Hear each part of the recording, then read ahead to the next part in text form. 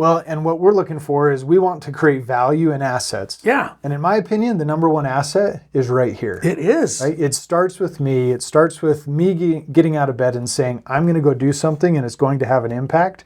But if I don't focus on the number one asset, it doesn't matter what else is even out there. I don't even need to start thinking about it if I can't figure out how to control this right here. Yeah. If you get up each morning and you think, crap, I got to go to work, we got to change something. And if you're out and working and you're like, crap, I got to go home, we got to change something.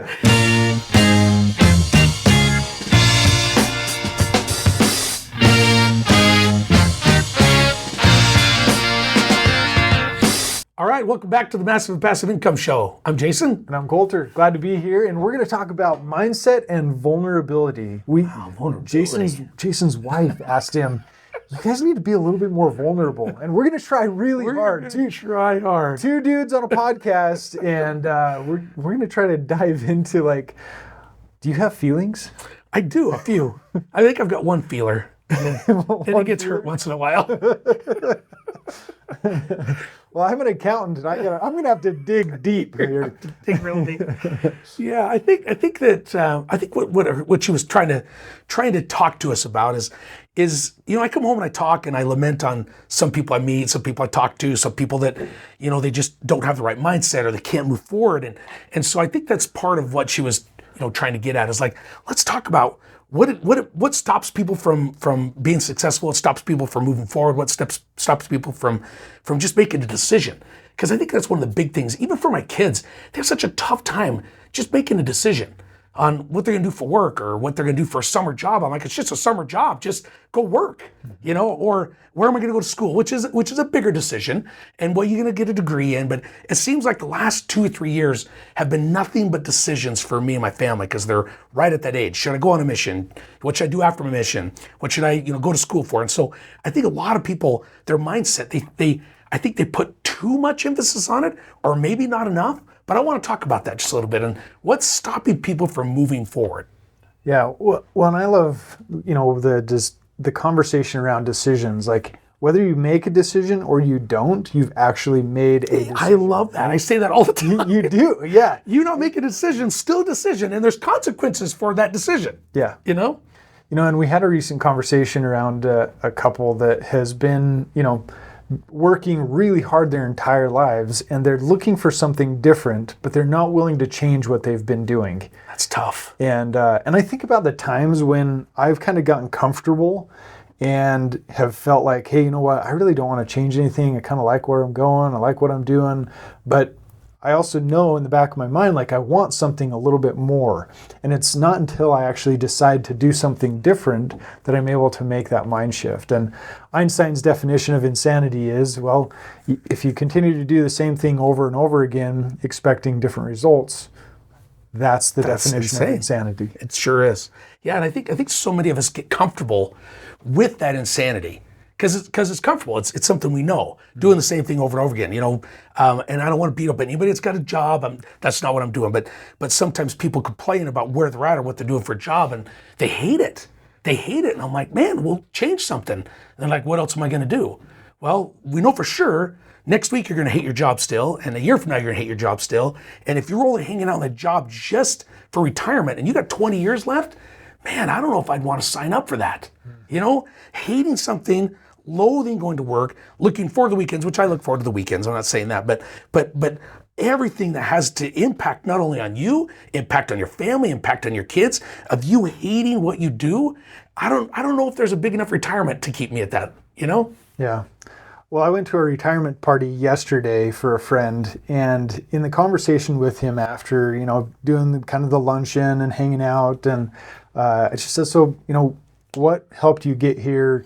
Why did you decide to retire right now? And he says, you know what, Colter, I made a couple of good decisions in real estate and was able to do. You probably lit up when he said Oh yeah, I'm like, heck yeah, this is it. This is pounding it home for me. Like, keep telling me more. Yeah.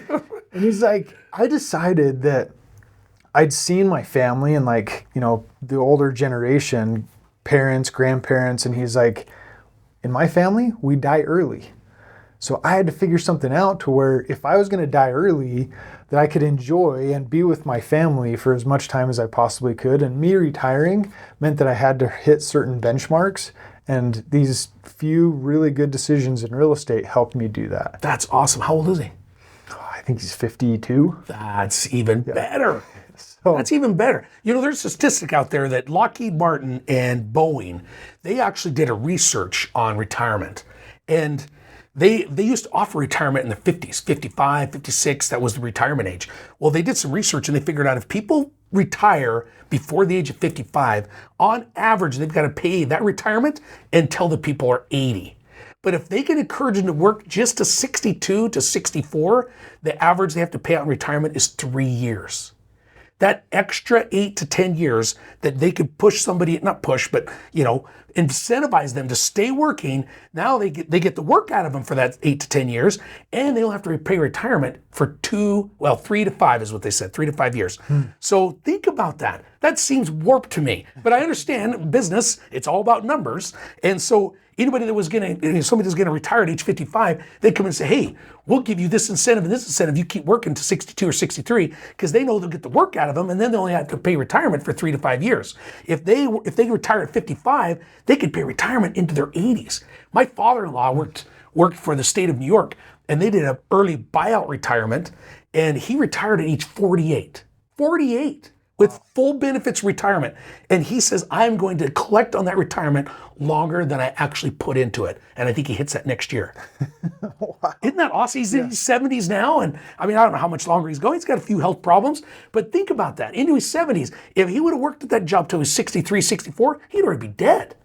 And they only paid retirement out for just a few years. Yeah. So, man, that's all the more motivation. I mean, a few years ago, my grandpa passed away, and I remember some of the decisions after that. Is I think he died in 2016, and in 2017, you know, just kind of collecting conversations from grandma and what it is that they wish that they would have done, and one of those is that they wanted to travel the U.S. and you know, they had the motorhome, they had the ability, they had the financial capability, all of the things were in order. They just never jumped in the motorhome and took off. never pulled the trigger, huh? And I remember like having that conversation with grandma afterwards. I'm like, well, I want to do that too. And so in 2018, I loaded up my family and had the privilege of being able to work from home before it was like even more massively, you know, popular. And in 2018, we traveled the U.S. and it was kind of a memorial for grandpa and grandma. But it was also like, hey, you know what? Our family's young enough. They're not in school. We have the ability to do this. And if we don't make decisions to do that, and I wish that everybody could just make a big decision like that. And it was hard. Like, it wasn't easy to take the family from a 3,000 square foot home, compress them into a 300 square foot box on wheels, make decisions as to where you're parking and where you're staying every single night. And then trying to find a place you can work that's got good internet. Yeah, I mean, it just added up to being a whole lot of different complexity that we didn't know about.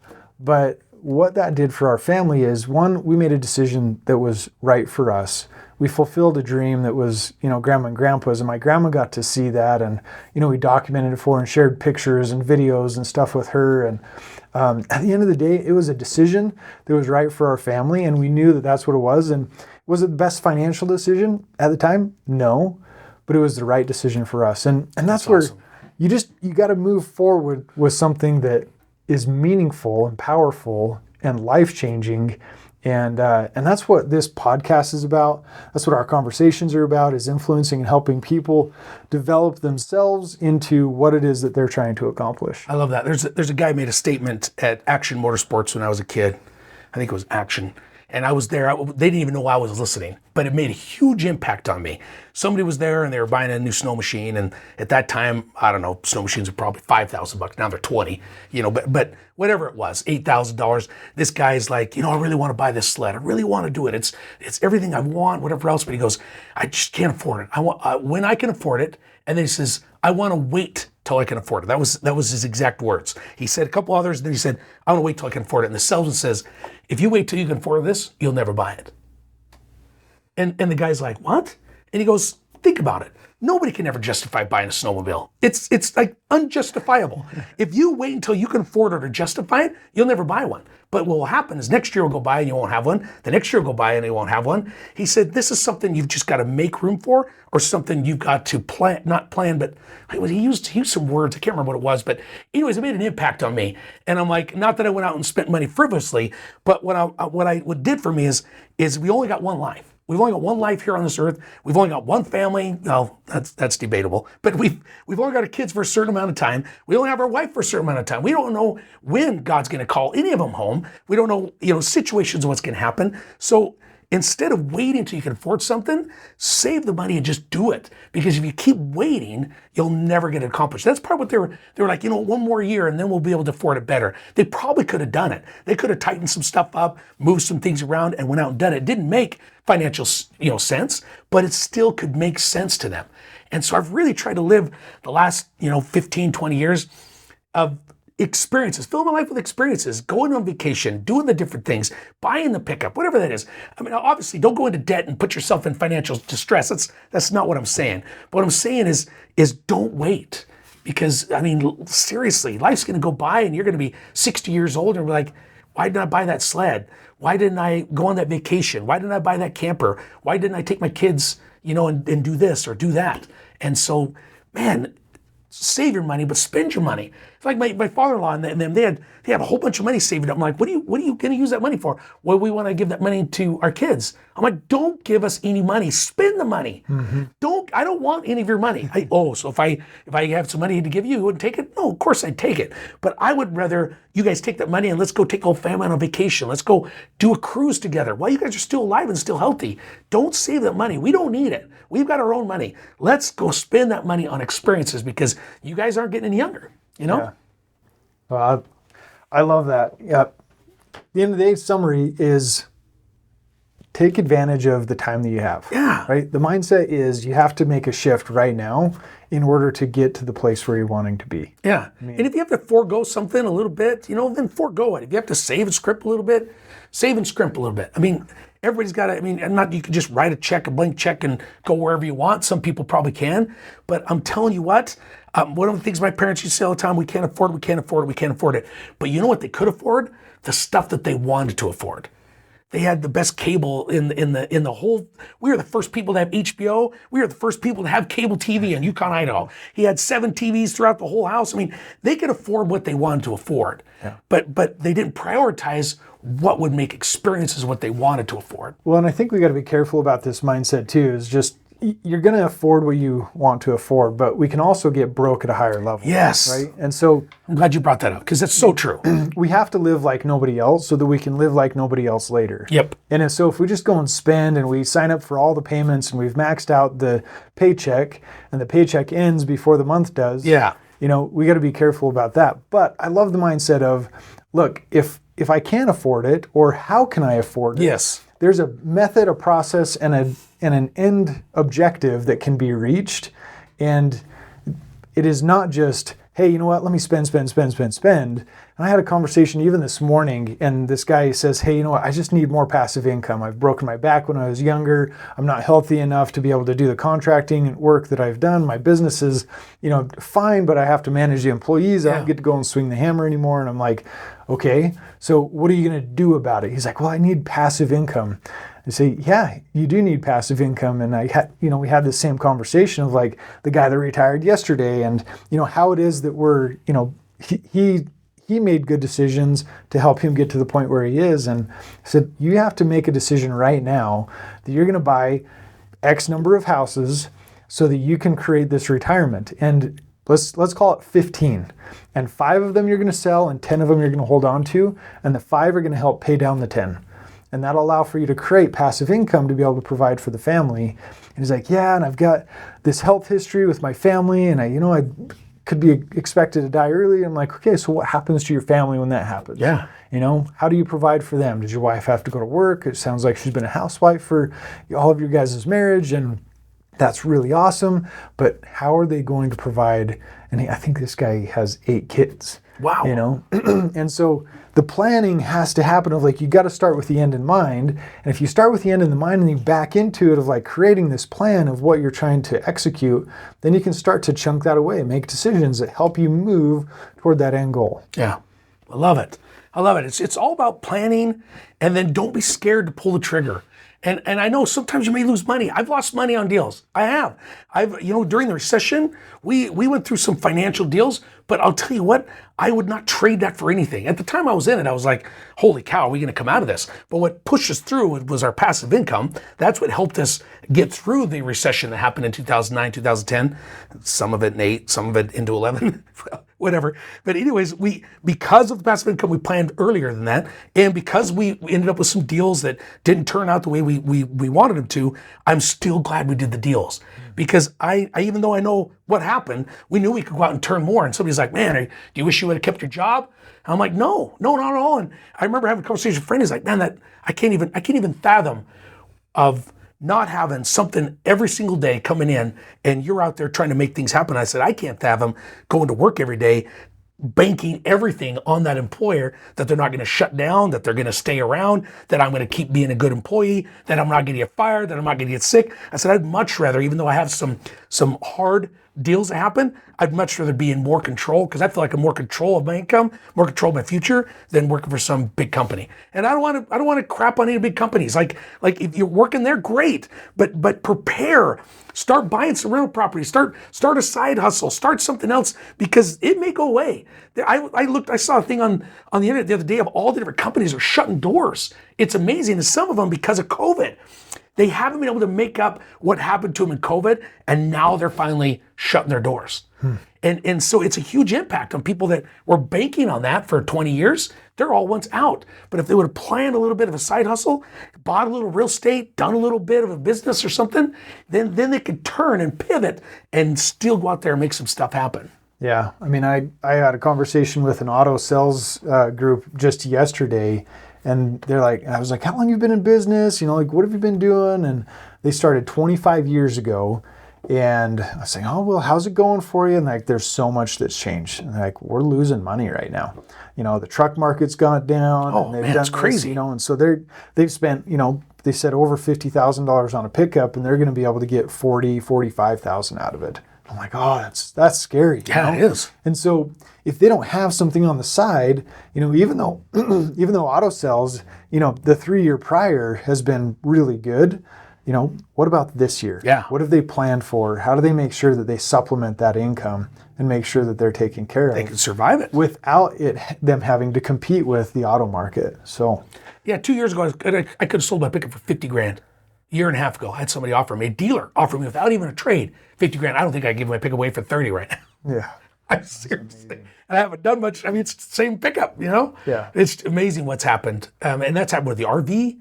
You know, everything that seemed like they just went crazy over the last 2 years, they've all taken a hit. And so, like you said, it's just preparing. I would not put all my eggs in any basket right now. I just wouldn't, because that basket could explode. It could, I mean, who knows what could happen, especially with what's going on politically, what's going on with the government, what happens this election year. I mean, there's all sorts of things that could change in an instant, you know?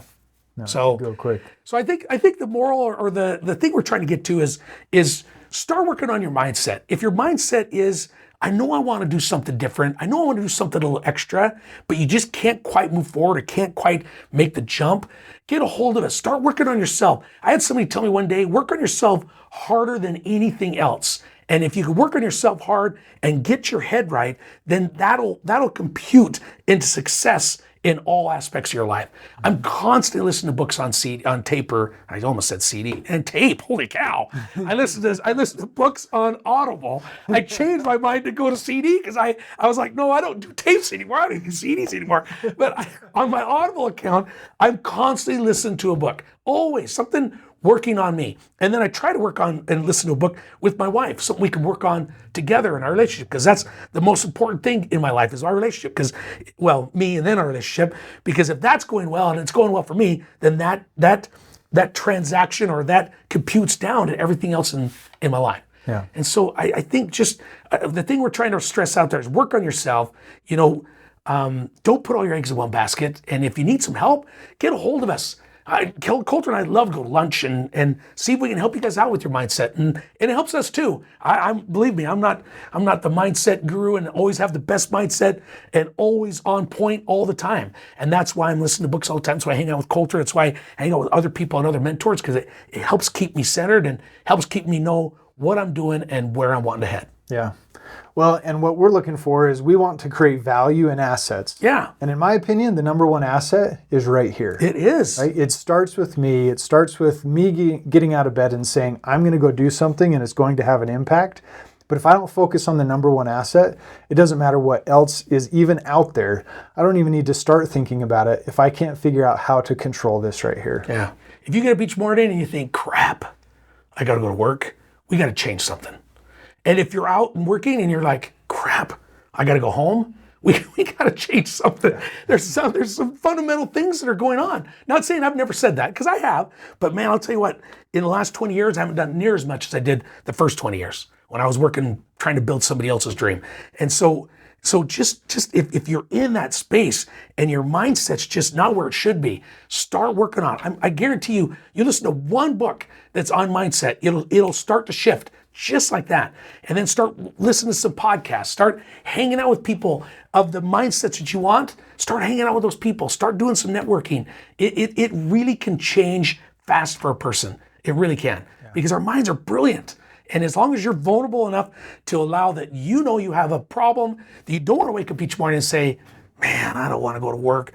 Or you're out and you're thinking, what can I do to waste time because I don't want to go home? I want everybody busy because I'm afraid what's going to happen there. Or you don't want to get that promotion. You don't want to work any harder. You don't want to challenge yourself because you feel like you're not valued at your job. If you're in any of those spots, man, you got to change something. And it'll have a compact effect that'll affect every aspect of your life and your loved ones that are around you. Yeah. Well, thanks, Jason, for talking about mindset and vulnerability and just the thought process that it takes for us to be able to focus on ourselves so that we can build and, It's every day we work on it. We do. Yeah, we have to. We do. Yeah. Because we deal with hard stuff, right? We're problem solvers, and if we aren't in the right mindset to be able to solve our own problems and then, help those around us, then we just won't be able to accomplish nearly as much. I 100% agree. And I'd like to do another one. I think we had maybe once a month or something, do another one on mindset of some kind of maybe a different aspect, maybe, vulnerability and what that does for us. Because I think, man, one of the biggest things that stops people is just up here. It's our stinking thinking. We're so used to failure that we are almost afraid of success. Because what success will end up, failure we're all used to. Failure, that happens every single day. But success, I think most people are afraid of that. And so it holds them back from making decisions like, wow, what if I am successful? Then what does that end up being, right? I'm okay to go to work and fail every day and for these people to tell me that this or that or whatever else because I'm used to that. But man, I start thinking positive and I start doing some good things. I start making some different strides. Now what? Am I that type of person? I think that could scare some people. Am I the type of person that gets up and loves life every morning? Am I the type of person that is motivating to my kids? Am I the type of person that loves to come home? Am I the type of person that'll leave work early and take my wife on a date and surprise her? Am I the type of person that buys passive income? Am I the type of person, you can go all through all that stuff. Am I that type of person? And if you're not, you can become that type of person. It's just, man, you just got to work on it. Yeah. Starts with belief and action. Yeah. Great. Well, we could keep going. But, we could talk about this forever. We got to shut this down. I know Colter's got an important meeting, and I've got to go to a meeting also. But thanks for tuning in. I love this. I love being with Colter. I love talking with you guys, and hopefully you're seeing some value. Yeah. Thanks, you guys.